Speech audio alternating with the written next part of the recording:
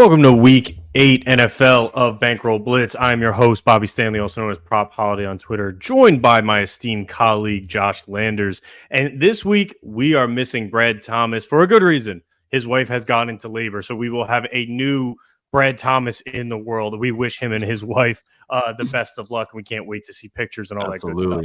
However, this week, we have a guest. His name is Thomas Viola of Unabated Sports. We are excited to have this gentleman. He is one of the analytical minds, and me and Josh are just schmucks. So thank you so much for joining us.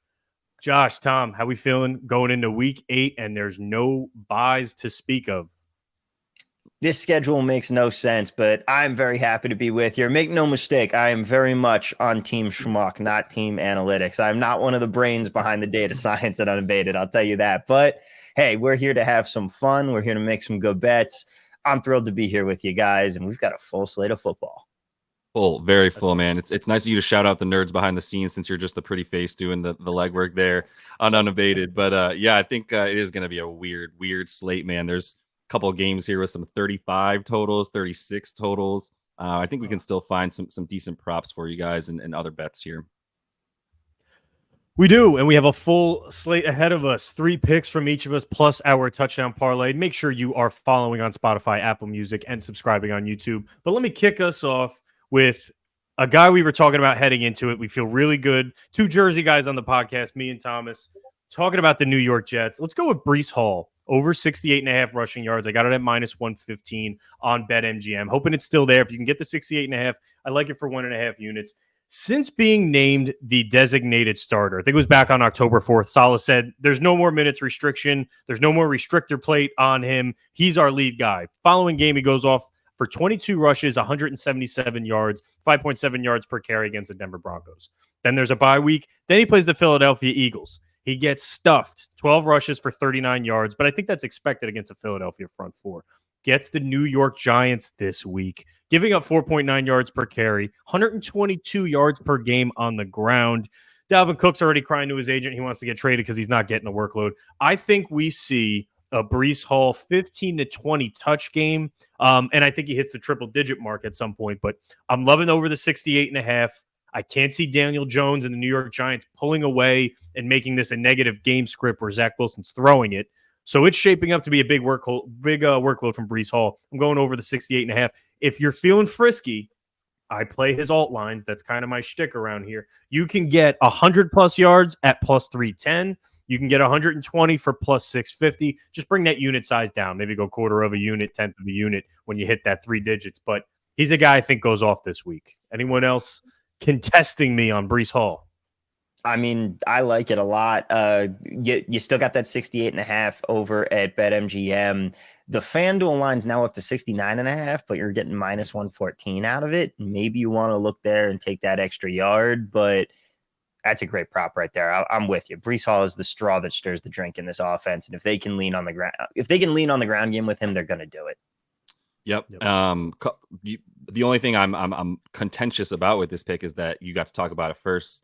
And I didn't get to it because I love this pick that much and definitely would have brought it in the event that somebody else didn't bring it. That's for sure. Like, it's Swiss cheese, man. That's the Giants' run defense. It's been a little bit better the last couple of weeks. It was also against a Bills team that will just do anything to not run the ball, honestly, even in some crappy weather. And then that Commanders team that is definitely coming back down to earth at times on offense, although I think they have a decent matchup against Philly this week. But yeah, the touchdown, the 100-plus, going to hit both of it. Tyrod Taylor is officially in. Just to quickly correct when you're saying Daniel Jones and company, It's going to be Tyrod.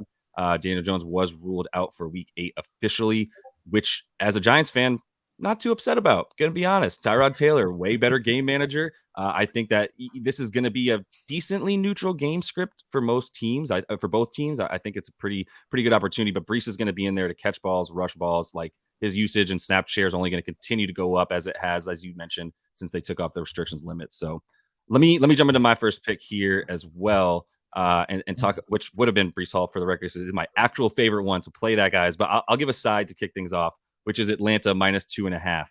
And it's interesting because it's one of those things where it's Mike Vrabel getting points at home, and any sharp would tell you bet on Mike Vrabel getting points at home, especially against a team that wants to run the ball, and that's what the Titans stop and keep other teams from doing better than anything else, certainly better than passing the ball. So I understand all that. And I still say it's going to either be Malik Willis or Will Levis at quarterback. Wonderful. I think that just trumps anything that you could bring in the way of an edge that Mike Vrabel might have over his former coordinator in Arthur Smith, who is not impressing me. I'll be honest. I bet on them to win the division, and I'm going to bet on them in this game under a field goal, even though they're on the road. I'm going to say Desmond Ridder is getting a little bit better, but it's for the same reason I bet on the division that I bet on this game. It's like, oh, both of these teams are terrible.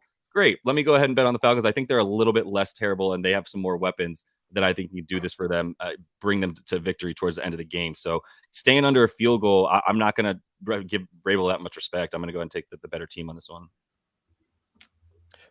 It's an interesting game. It's from what I've been reading, Will Levis there. I mean, Ian Rappaport, I think he said a couple days ago, he's expecting him to be their primary quarterback. Sounds like a hint. Maybe we're going to see Malik Willis in some packages. I'm actually excited to see Will Levis. I went back and watched a highlight reel of his rushes. He's plus 650 to score a touchdown. I think that's very, very intriguing for a first-time starter, rookie, big body guy. He looks eerily similar to Ryan Tannehill. I'm not shocked they took this guy. But there's props on both sides of this ball that strike me as interesting, even though should be lower scoring. Drake London, I think, has a really good matchup. That really bad Titans secondary got even worse when they traded away Kevin Byard. But I think it's interesting. I'm not going to push back on it. I think it's interesting that you're fading Vrabel at home, but a rookie's first start is probably a good spot to do that. Thomas, you got anything on the game? I mean, I just don't want to watch. I'd rather gouge my eyes out than watch the Will Levis, Malik Willis, Desmond Ridder show. I'm inclined to go against you simply because Desmond Ridder is very bad, but Malik Willis and Will Levis do not inspire any good faith in me on the other side, as much as I like Vrabel, and we've seen him be able to coach himself out of tough spots. But the only thing that I'm interested in playing this game, you're seeing it at 2.5 at most places. You can actually find +3 on the Titans at Bet Buckeye if you're so inclined. But I'll be teasing this game. I'll be teasing the Titans up. But other than that, I have no interest in actually taking a side on this. I'll just be playing that number. That makes sense. Yeah. Yeah, I'm really just fading one of those two awful quarterbacks, man. I think they're going to be even worse than Desmond Ridder somehow, which is like why you don't want to watch that game. So, and if you're gonna fade an offense in this spot, fade the offense that has fewer playmakers around it. You have Derrick Henry, who has not been Derrick Henry this season, and that's about it. Might be a Bill at some point. Yeah, that's what the rumors are.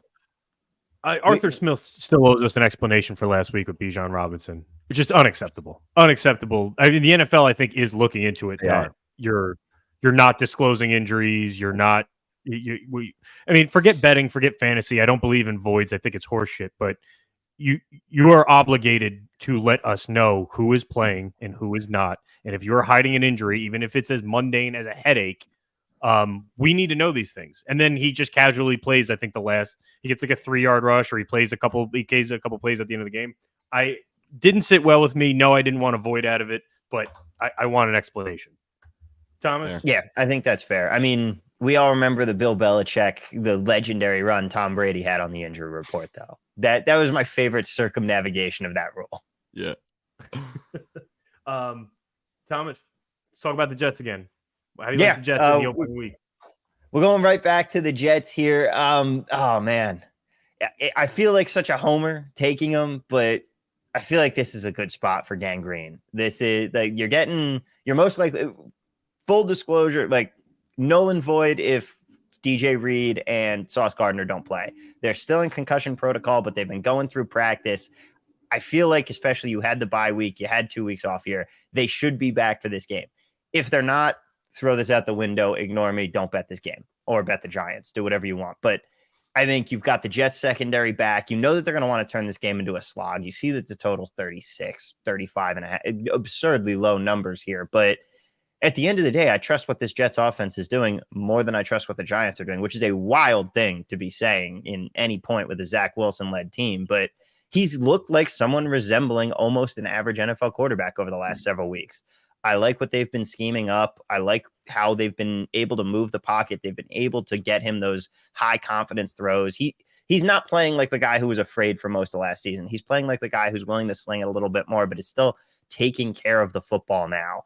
And we've seen this Jets offense progressing since that Chiefs game where they had that breakout. Is Zach Wilson secretly dating Donna Kelsey? I don't know, but maybe. He's been playing fantastic ever since that Chiefs game. I'm just saying there's a connection there. Yeah. But I'm taking the Jets in this spot. I like their defense to be able to shut down the Giants, and the market's moving a little bit against me. This game was at 3.5 earlier, but you can find some 2.5s out here now. Bookmaker has it at 2.5. Everybody else is sitting at 3. That tells me that bookmaker line might be the right play. No, you're not going to get much from me as far as pushback. It's essentially a home game for both teams. They're playing at MetLife, for those who don't know. I do think Zach Wilson has played a little bit better. I think they end up dominating on the ground, and getting a fresh Sauce Gardner and DJ Reed would be huge. I am fading Zach Wilson's passing yards. I think he's at 195.5. It's high for him. It's a large number for him, and I do think it's a game where they're going to dominate on the ground as much as possible. And between these two teams, a lot of time of, I should say this, I don't see it being a high flying back and forth. We're going to have long, drawn out drives, which is going to chew up some clock. I just don't see Zach Wilson. I mean, maybe they want to get him comfortable. Maybe they want to say, hey, take some chances on this game because we're going to need you come December. Yeah. I am fading his total, but I do think the Jets win. Yeah, I mean, unders in Jets games are always the play. They turn games into a slog. That's what they like to do. And by the way, I just checked. Jets announced DJ Reed, Sauce Gardner, both out of concussion protocol. They'll be back this week. That's good for that's great for your bet. Because what's interesting, like if they can turn Tyrod Taylor over at all, like even once, that'll be huge. Like that'll be really huge. And turnovers, I think, are really going to be the name of the game. So that is the only reason I would provide some pushback. And I'm even parroting people smarter than me when it comes to football. Like definitely sharps are there's money coming in on the Giants. At least that was early as well. And I think that kept it from going to 3.5 because I think the public was trying to push it over the 3 to 3.5, betting on the Jets at first. And not like there was enough money coming in that it would have shifted anything. But I think the key for reason that maybe some sharps were against it was what you said a second ago was like Zach Wilson basically fading him and taking points against Zach Wilson. That's really probably reason number one. Reason number two would also be if it comes down to turnovers and what is the second lowest total of the week after that awful Falcons and Titans game that we briefly covered as well. Then the likelihood that like turnovers matter a lot more comes into play and Tyrod Taylor turns it over less. I think the fact that you've got DJ Reed and Sauce Gardner in there also increases the likelihood that they can force a mistake from Tyrod Taylor, which is what this defense is predicated on doing with pressure. So I think it's going to be a gross game. As a Giants fan, I'll be forced to watch it because we might be able to make the playoffs. We'll see. So I don't know, but it's just a little bit of a stay away from me. I only have a slight pushback, like I said. Yeah. So. Given the Massey Peabody rating on this game says this should be more like 5, Jets 5. So I feel like I'm on the right side here. I'm one of those people who can push away their fandom of a team. Like I am a Jets fan, but it doesn't impact my betting. If anything, this is just, I get the vibe for the Jets a little bit more. And that's not the way that you want to be betting, the vibes-based strategy, but it's just, they get up for weird games. And this just feels like a game they can win. Oh yeah. I dig it. Let me jump over to my second play, and it's over to the player prop side as usual. DeAndre Swift, longest rush attempt over 15.5 yards. It's -110 on Bet365. Let me give you the numbers. I'm excited to nerd out here. For those who have PFF, DeAndre Swift has managed 8 explosive runs when he is given at least 1 yard before contact. That's 12th most in the NFL. The Commanders' defensive line allows 1.6 yards before contact per rush attempt, ranks 26th in the NFL. I think we get at least one explosive run from DeAndre Swift this week. He's had runs of 22, 17, 29, and 43 this season. That's hitting 4 of 7. Give me Swift over 15.5 longest rush. I know it is a divisional game. The Commanders end up playing the Eagles a little bit better than most. They were the team that spoiled the perfect record for the Eagles last year. But Philly, I think, has bounced back very nicely in a way against Miami. I do think they're really going to stick it to Ron Rivera this week and get him closer to out the door. If this gets negative game script, we're talking a lot of carries for DeAndre Swift in the second half. And if that offensive line of the Eagles, probably top 3 in the league up there with Detroit and Kansas City, if they continue to get that push and he gets 1 yard of separation before you even touch him, he's breaking one.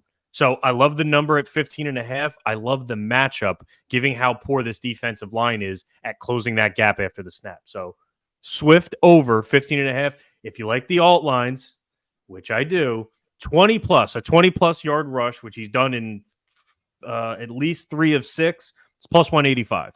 Do you think he's going to go higher than that? I mean, we saw a 43-yard rush. 30 plus is plus 525. So I think he can really break one, and the numbers support that. So give me Swift over 15.5 longest rush attempt. Small market. Not a lot of books have this. You've piqued my interest at 30 plus once you get to 5-1 there. Definitely piqued my interest on that one with Swift because I start going, he can get 20 yards, he can get 30 yards. But I love that you found it the way you did, dude. I'll ride with you on that one. Honestly, I'll tell that one. Yeah, I mean, you're playing a game of chance, but it's a decent game of chance. You got the stats to back it up here. I like it. Yeah. Word. Yeah, I'll move on to my second one. I got a receiving prop for a running back specifically. So I'm going to look at Jaylen Warren here, over 19.5 receiving yards. Sometimes people get scared of a 19.5 yard receiving prop for a running back when the ADOT is going to be hopefully positive, if not slightly negative on their receptions. But this is a situation where there's a really clear games theory that I can use where Jaylen Warren plays when the Steelers face a really good run defense. Najee Harris plays when they don't face a good run defense so that they can run the ball. It's pretty cut and dry. You look at the snap share splits that Jaylen Warren takes over when he gets up to 50% or let's say 48% and above, which he's done in half the games. It's against the very good rushing defenses like they faced at the beginning of the season, like the 49ers, like the Cleveland Browns, probably the two best at that. So it makes complete sense that he was out there and got 6 targets in those games versus when you come up against teams like the Raiders and other duty run defenses. Now you're talking about 2-3 targets total, which he's still catching like near 100%, if up around 90. So it's like he's still going to get the 2 to 3, but his receptions are at 3.5. His yards are only at 20. And he's still good for 4.5 yards per reception right now. So I think he's going to get there with the usage because this Jags defense does not allow you to run on it. It does allow the most receiving yards and targets and receptions to running backs in the entire league because of how good it is at defending the run. So it's a pretty simple game script. Jaylen Warren play when defense good at run stopping, right? And Jaylen Warren get targeted when that's the case. So Kenny Pickett might even consider an over on his passing yards. He's actually gone over 216.5. It's a low number for him. And if you can protect him at all, maybe he can pass. But I'm just really focused on Jaylen Warren as my favorite play in that one. I don't quite have I don't have anything to disagree with you. Although I will say, if you want, because I went into the Unabated prop simulator to kind of check those numbers and see if I could find you a better line. 19.5 is the line everywhere. But while I was looking, I did find one that's interesting here. It's not my play, but Connor Hayward, 18.5 is his receiving yard total. We got him projected out for 31.75. It's a 24% edge, which is not a mathematical edge because it's all about what projections you're using. And if you have him projected over his number by that far, you're going to see a wider edge. But still, it's worth it enough that I'm going to be playing that. Oh, yeah.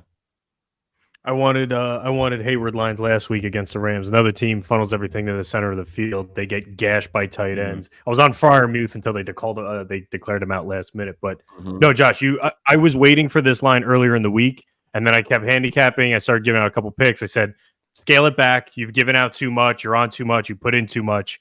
But this was one that I'm on just because of how poor the Jaguars are at defending running backs out of the backfield. So solid number. Game script works in your favor. I like it. Oh, yeah. Yeah. I believe it's my turn here. Let's see. I'm going back into the sides market.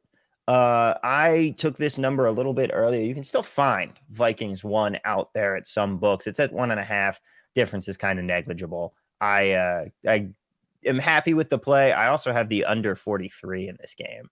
I got that before it went to 42. I was proud of that. But I mean, Jordan Love is not looking good. The Packers do not look that good. Their home field advantage is not actually that big in Lambeau Field.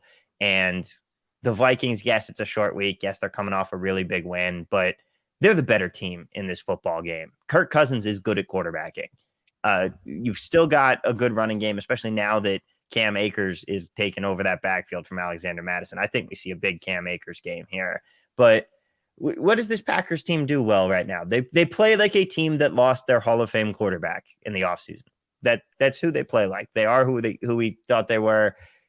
this Viking squad, they've still got a ton of weapons around them. They've turned the season around. I mean, we were talking about them trading Kirk Cousins and tanking for the first overall pick a couple weeks ago.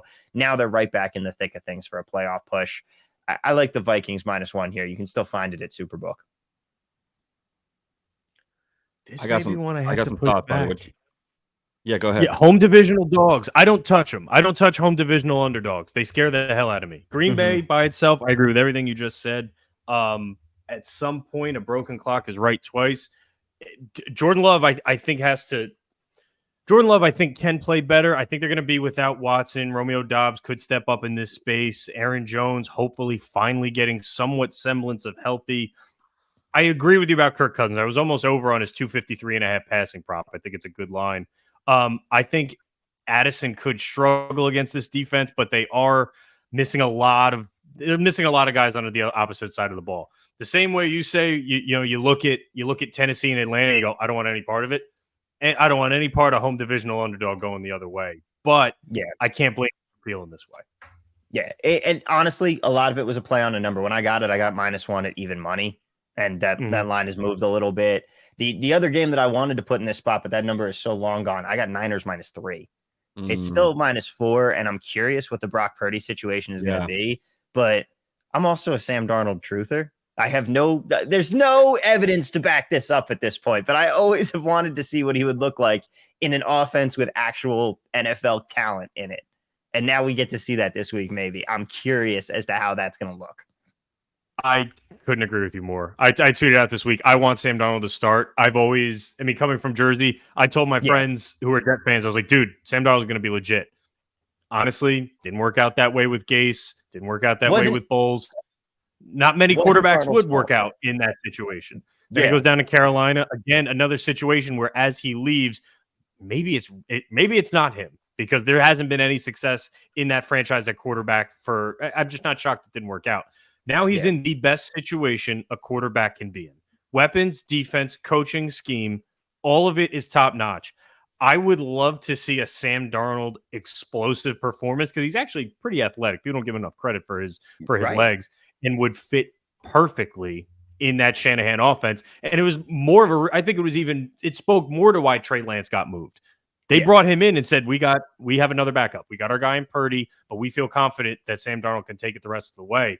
I would love to see an explosive Darnold performance and maybe another one, and then maybe we have a controversy at a top 2 team in the NFC. That would be awesome. I really hope. I really hope that's what we have in that game, because I think Darnold's the better quarterback. I wanted to take him comeback player of the year, but the DeMar Hamlin situation just made that market not worth something you don't want to bet into.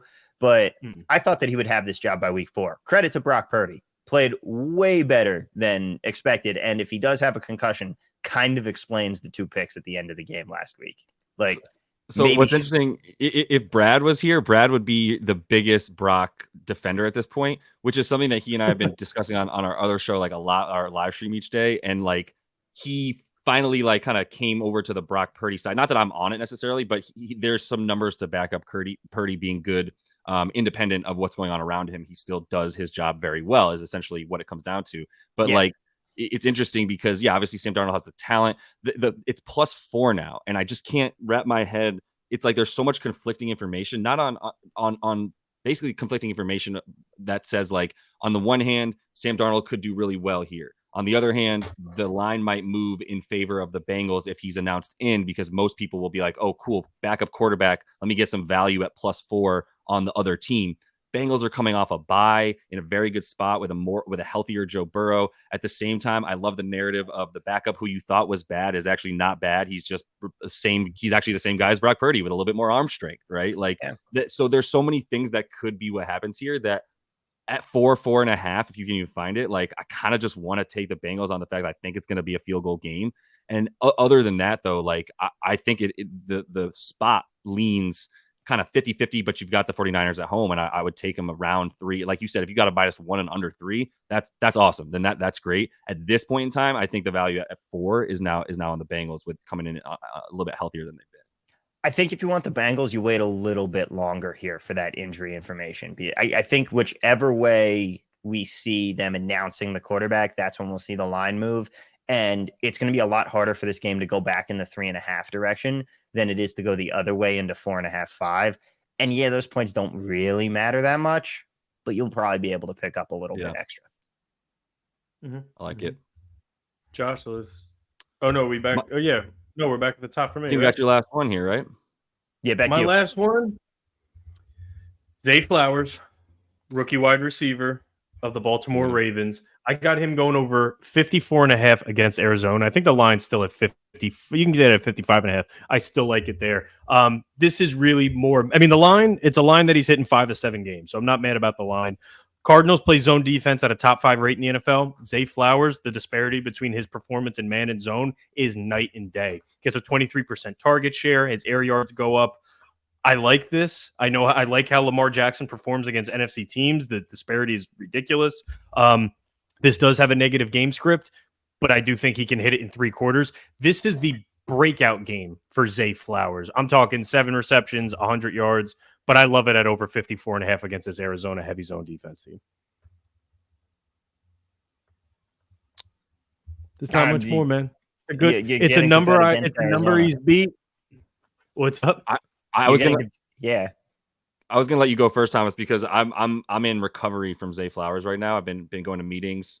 I've been clean sober off of Zay Flower props for a couple of weeks now because I could not get away from them for like 4 weeks. And you have a 48.5 prop, you get 48, 54.5, you get 54. And I was like, you know what? The world is telling me something here. It's what, 54.5, right? Again, like it's where it's gonna be. He's gonna. I think what's the receptions 5.5 probably at this point because he's gonna continue to have that low ADOT. But when they put him in the right position, man, like give him a little bit of space, and when he gets it, then he gets over this number. So in the spot, like I'm trying to talk myself out of betting it, so I'm kind of like going against you, so I don't just start hitting Zay Flower props again. But I would otherwise if I hadn't already been burned by him a couple of times in just some shitty spots, you know.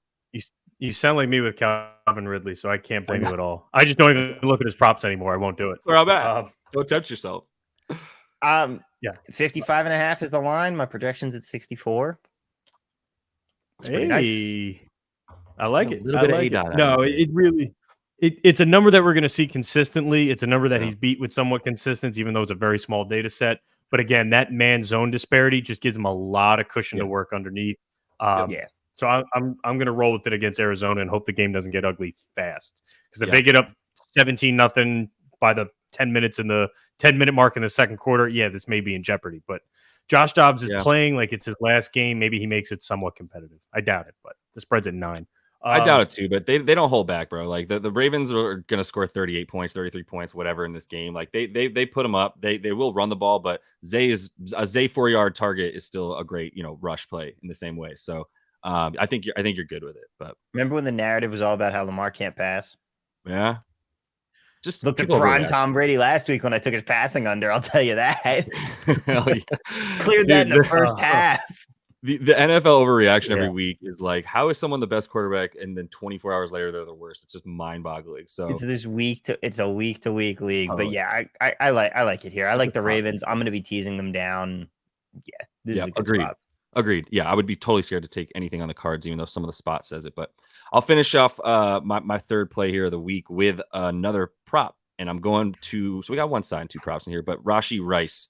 I know there was discussion about him amongst us off air as well. And I'm not trying to rob you on this one, Thomas, but like the receiving yards for him to me at 41.5 is still somewhat disrespectful. Like we just saw him get 72 against this Broncos team. The target rate and the ADOT for him and the routes run yardage continues to rise for him as well. I think they didn't trust him to run too long of routes at one point earlier in the season when he had like a 33% drop rate. And I get that. So like, that's why they sort of slowed him in from some of the screen stuff they've been doing with him because he's so dynamic with the ball in his hands, and the yak is just wonderful for Rice. So that's always going to be there for them. But one of the things they started doing the last 2 weeks that I love is they started running him on staggering him with Kelsey.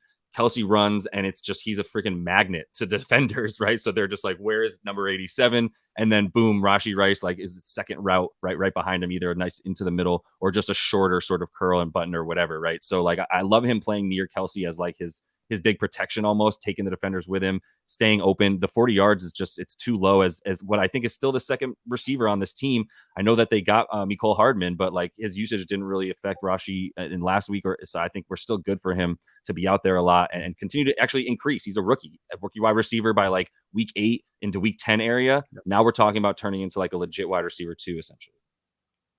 I think the only thing you have to worry about is the new 1989 version dropped yesterday. If Taylor's going to be at the game, Travis Kelce might get hyper targeted. He is. He's definitely going to be. I like this spot. Yes, he hit this against Denver. A big thing for player props for me is, are you on the field?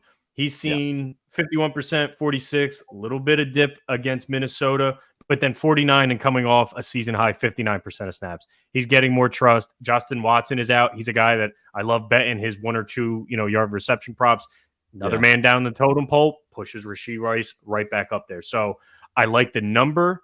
And I think it's a good matchup against Denver. They could be able to make this a little bit of a back and forth game in the divisional matchup, but hit it in 2 straight. Snaps are going up. Trust is going up. It's a good trend to be on. And last thing too, I think, look, I know that KC is 29-3 against the AFC West. I'm sorry, Pat Mahomes specifically, but they don't cover nearly as much, right? And I think once again, this will be a game that he's still throwing into the end of the third and fourth quarter. So we'll be good there. Mm-hmm. He's at 11.7 yards per reception. Again, very small sample size, but that's realistically against this line. That's 4 catches. He's done that in 4 straight games. Yep. So we're heading in the right direction. Tom? I just think that he's a good receiver on a team that's starving for good receivers. That's what you need there. They need him to step up, but he's been doing the job so far. My last one here, going to go with a nice teaser for you. Get some plus EV in here, some mathematically quantifiable edges, if you will. Going to go 3 legs here. You want to get this around plus 160. If you can find a shop that still has plus 160 teasers, let me know. DM me. I want to bet on them. But there's still some places that you can find them, and I really love we're wonging it up here. We got the Lions are -8 right now versus the Raiders. We tease that down to 2.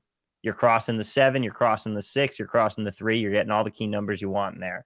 The Chargers, 8.5 versus the Bears. Tease them down to 2.5. Again, you're teasing into a 1-possession game, crossing all 3 big key numbers here. The last one, it's still plus EV based on the unabated teaser calculator. Not quite as much, but you got the Chiefs. You said they struggle covering, especially a touchdown. That is a lot of points in the NFL, but you can get them from 7 down to 1. You're still crossing those key numbers. You don't get quite as much value because, of course, you're already on the 7, but I like the Chiefs -1 there to round that out.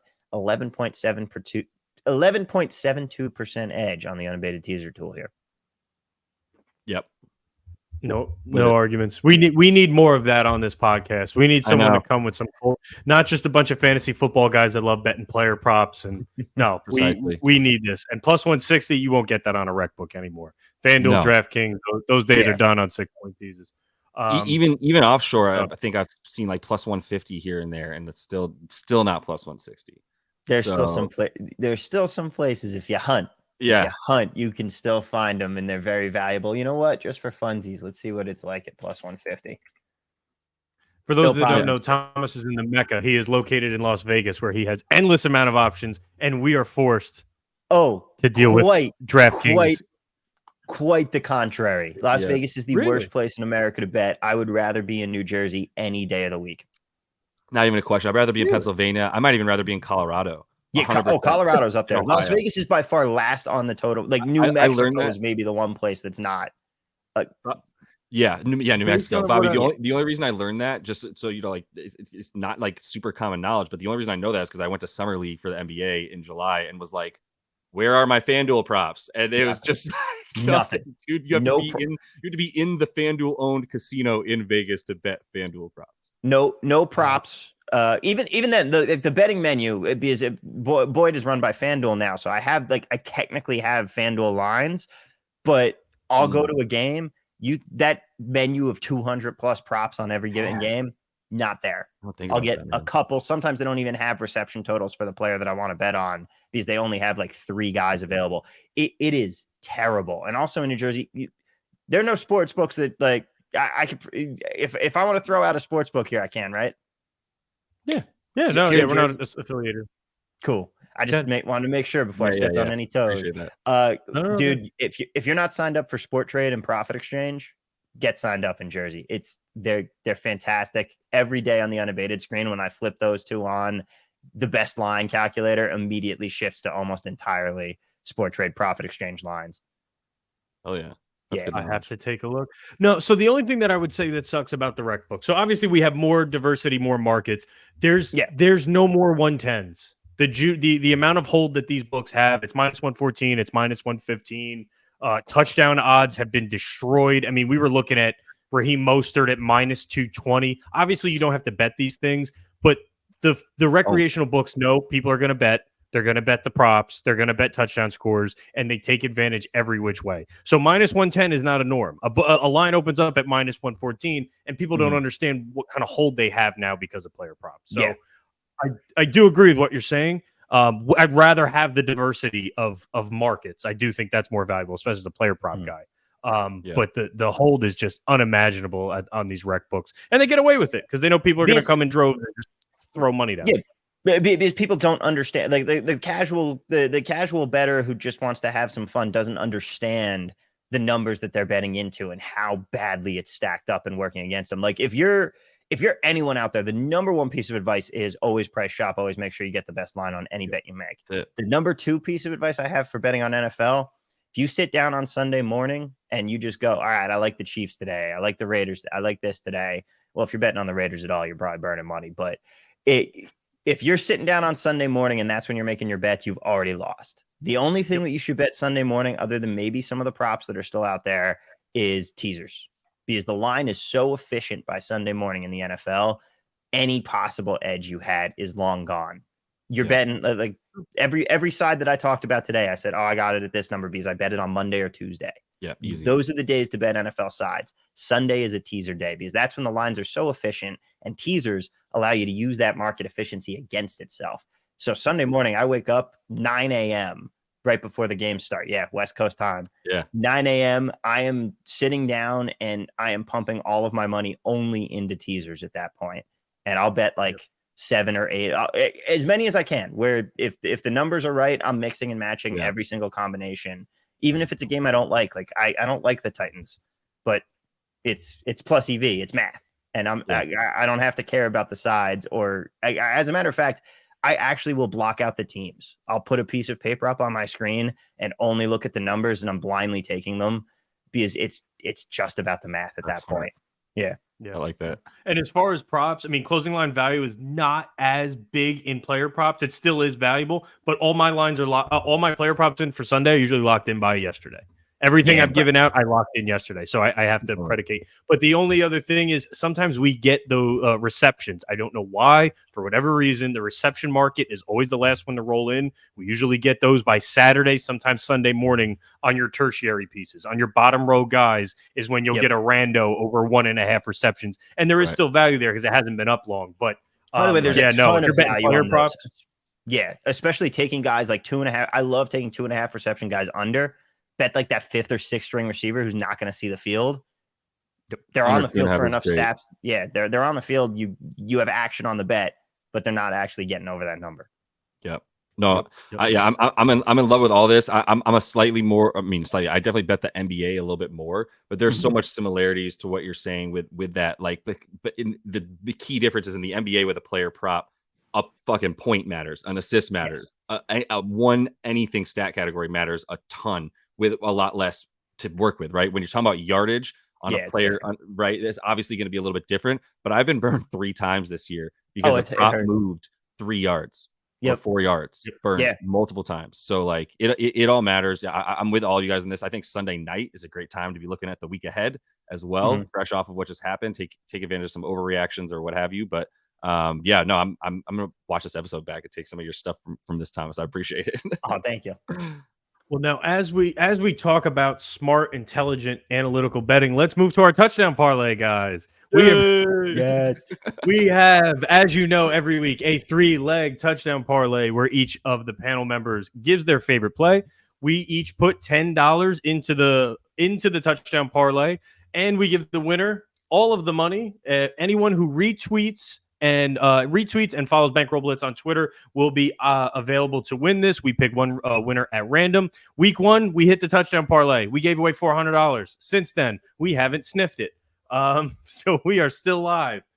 This week, I'm going to kick things off with a guy we already talked about. It is Breece Hall of the New York Jets at plus 130. He has scored in 2 straight games. Yes, this is a low-scoring game, but that Giants defense, especially in the red zone, not that great. And I do think he's in for a big workload in a low-scoring game. I love it at plus 130. Give me Breece Hall. I think he breaks one. Doesn't matter how he does it, but my guess is he breaks a big one against this Giants team. And at plus 130, I can't stay away. He is the first leg of our touchdown parlay. Josh, what you got? All right. I'll go into it. I gotta take a Texans running back, and honestly, like I think both of them could score against this Carolina Panthers defense. So, if you're taking a single, maybe you sprinkle a little bit on Singletary, who's closer, plus 230 to score a touchdown still right now. Whereas Dameon Pierce is down around minus 110. I think is still the best number. Is that what we got for him in the parlay, Bobby? Do you know? I got minus 110 right now, yeah, but I'm going to continue to shop around. Okay, cool. We'll see what happens to that. But the thing is with Pierce is like I can see the usage getting split up a bit more with Singletary. But at the same time, like I think there's gonna be double digit snaps in goal to go situations for the Texans in this one, basically. So I think that there's gonna be plenty of goal line carries to go around. And Dameon Pierce is still the number one back. He had a little bit of like a break, if you will, with just a 32% snap share in week 6 before they went to bye. Then they go to the bye. It felt just like D'Amico Ryans giving his young back like a little breather, being like, man, this has been frustrating for all of us to watch you run into people and not bounce off of them the way you did last year. Obviously, that offensive line is getting healthier. That's super healthy for Pierce because he's not had any space to run into with so many injuries on that line and needing CJ Stroud to kind of pull some magic out to make up for that kind of stuff. So I think this is just a ripe situation. The Panthers are giving up the most touchdowns to running backs on the year, third most rushing yards to running backs specifically on the year. It's just a great situation that they should be in a slightly positive game script. Even though some people like the Panthers, I'm still on the Texans. Like I'm just going to keep fading Bryce Young. And so a positive game script does allow for Pierce to continue eating. I'm going to go with a guy that we've already talked about. Nope. I'm going to go with sweet. I'm going to go with Rashee Rice.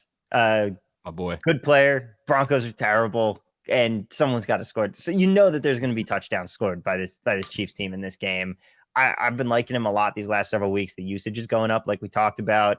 Everything we already mentioned about Rashee Rice and his productivity. Plus 210 for a touchdown. I'll take that.